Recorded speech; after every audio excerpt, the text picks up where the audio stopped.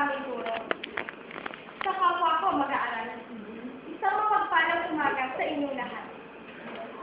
Kay parang mong tunay, hango sa aking sarili kong ambisyon.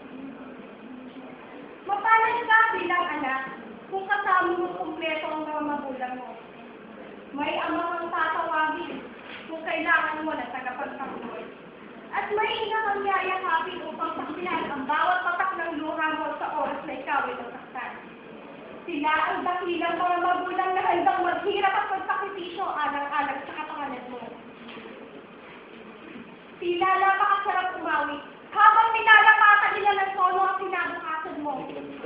Isang karangalan ng umindak sa isang musika habang nilalapatan nila ang bawat pangarap mo.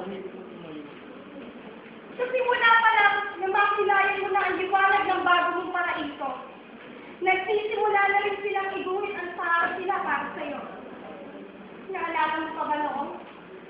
Halos tuwan-tuwa sila habang tinitingnan nila ang bigewang-gewang mong paglalakad.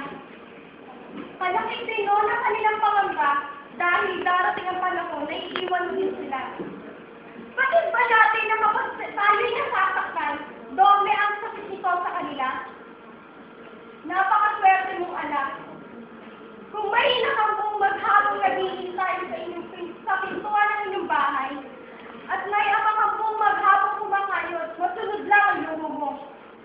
Ngunit ang mundo ay sadyang may influensya. Hindi na natin namamalayan. Loob natin ang malayo na pala. Halos gusto na natin mabuhay mag-isa. Kahit wala na sila. Sadyang mahirap ang maging isang magulang. Noon kahit pagtatay na tayo sa pagbigkas sa mga salita, pinagsasagaan pa rin tayong pakinggan. Ngunit ngayong matanda na sila, ni magkwento hindi mo na magawa.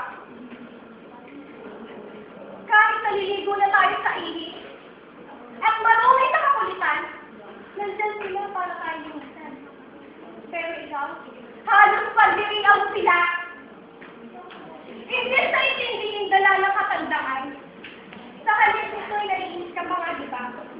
Noon kapag tayo nagkakasakit, halos hindi tayo makatulog. Halos hindi sila makatulog para sa'yo. Ngunit ngayon, sila'y may sakit. Sawa-sawa ka sa pag-aalaga.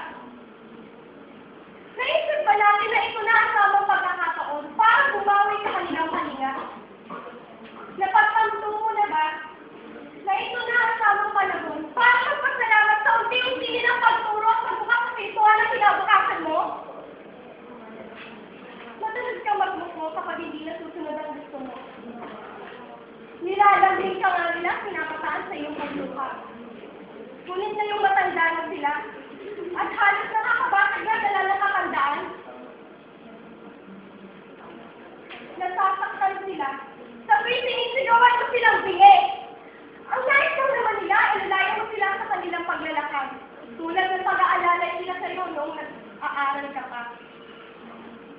Noong musmut ka nga, kahit maaking na yung kilikili, inaamoy ka pa rin nila. Ngunit ngayong amoy matanda na sila, halos pangirian mo sila. Halos pinipilit mo pa silang paliguan. Unawain naman sana natin na mahina na sila. Natatandaan mo pa ba na halos nagtatago ka ba sa ilalim ng lamesa? At kakasuling ka nila kung paliguan ka lang? Lahat ng klase ng pagpapasensya ay pinadama na sa atin ang ating mahal na magulang. Ngunit ngayon, napagtanto mo na ba ang kahalagahan nila? Tama kaya ang pagubog nila sa'yo? Naipanawa mo bang mahalaga sila sa'yo? Isipin mo na lang, lahat ng tao ay kaya tayong talikuran. Ngunit kailanman, ang magulang ay hindi tayo iiwan. Ang iba'y namumulila sa kalinga at yakap ng isang ina. At pangalan na magmumula sa ama. Mapalad ka at nariyan pa sila. Ikaw, nariyan ka rin ba kapag kailangan ka nila? Nasapilan mo ba ang likod nila kapag ito'y pawis na? Habang hindi pa huli, iparamdam natin na tayo ang kanilang pinagdaang anak. Iparamdam natin na mahal natin sila. At huwag naman tayo magsasawa sa salitang salamat.